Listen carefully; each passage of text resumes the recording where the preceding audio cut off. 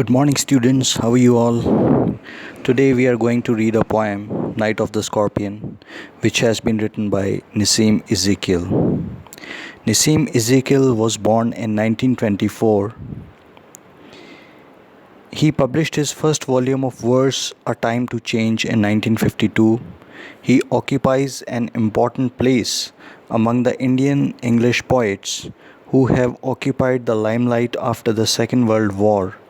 His other volumes of verse are 60 Poems, 1953, The Third, 1959, The Unfinished Man, 1960, The Exact Name, 1965, Snakeskin and Other Poems, 1974, Hymns in Darkness, 1976, and Latter Days Poems, 1982.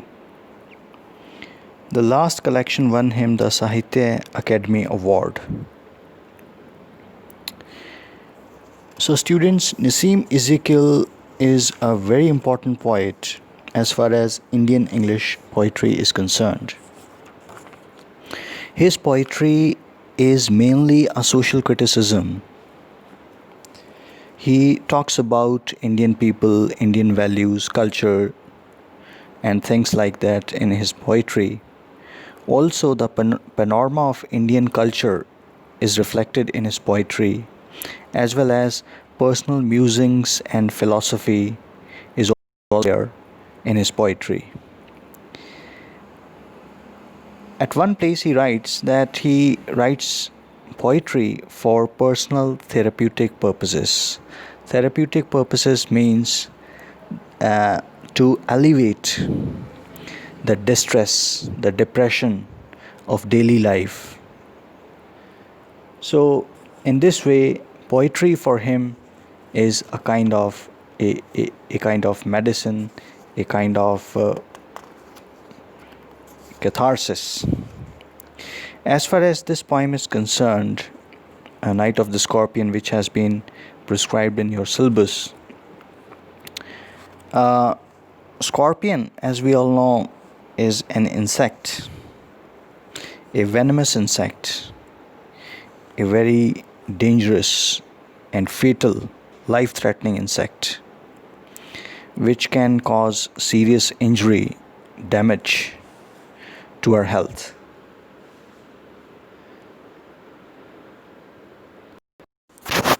Let's read this poem and then we will discuss it. Night of the Scorpion. I remember the night my mother was stung by a scorpion.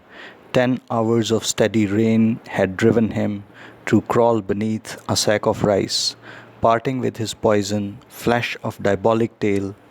In the dark room, he risked the rain again. The peasants came like swarms of flies and buzzed the name of God 100 times to paralyze the evil one, with candles and with lanterns throwing giant scorpion shadows on the sun-baked walls. They searched for him, he was not found. They clicked their tongues with every movement that the scorpion made. His poison moved in mother's blood, they said. May he sit still, they said. May the sins of your previous birth be burned away tonight, they said. May your suffering decrease the misfortunes of your next birth, they said. May the sum of evil balanced in this unreal world against the sum of good become diminished by your pain. May the poison purify your flesh of desire and your spirit of ambition, they said, and they sat around on the floor with my mother in the center, the peace of understanding on each face. More candles, more lanterns, more neighbors, more insects, and the endless rain. My mother twisted through and through, groaning on a mat. My father, skeptic, rationalist, trying every curse and blessing, powder, mixture, herb, and hybrid. He even poured a little paraffin upon the bitten toe and put a match to it. I watched the flame feeding on my mother. I watched the holy man perform his rites. to tame the poison with an incantation. After 20 hours, it lost its sting. My mother only said, "Thank God, the scorpion picked on me and spared my children." So, students, as far as this poem is concerned, we have read that the poet talks about the act of stinging by a scorpion. As we have read in the poem, the poet says that once his mother was stung by a scorpion. So there are various things he enumerates in this poem. He talks about in this poem the villagers, scorpion, poet persona's father, the act of groaning by mother, scorpion's act of biting, candles, lanterns. So, what do all these things suggest? So, I advise you to think about this poem. I have also shared JPG files with you on our WhatsApp group.